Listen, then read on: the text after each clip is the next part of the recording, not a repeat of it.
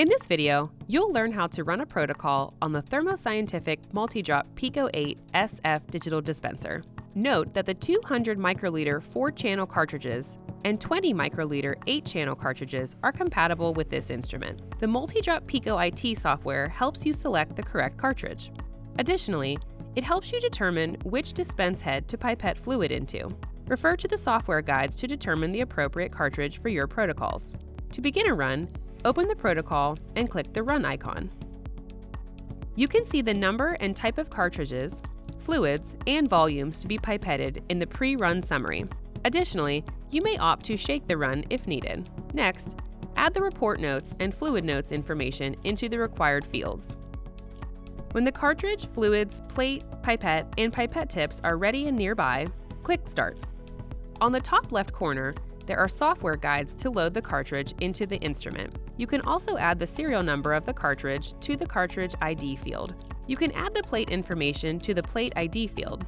If you need loading guidance, refer to the software guides. The serial number information is available on the cartridge. Load the cartridge into the instrument. Then, load the plate properly into the plate carrier. Once the cartridge is selected and placed, click Loaded. Then, place the plate and click Loaded. The instrument will automatically detect the plate height via laser. Next, the software will determine the dispense head position and the pipetted volume of the first batch of fluid. Avoid bubbles entering the dispense head while pipetting. The instructions are under the cartridge image. On the bottom left corner, there is also a pipetting guide video. The blue LED light illuminates the first available dispense head position. Pipette the first batch of fluid there. After the first batch is pipetted, click Filled. The instrument will dispense the first batch of fluid into the plate. Next, the software will determine the dispense head position and the volume of the second batch of fluid to be pipetted. The blue LED light illuminates the next available dispense head position on the cartridge. Pipette the second batch of fluid there.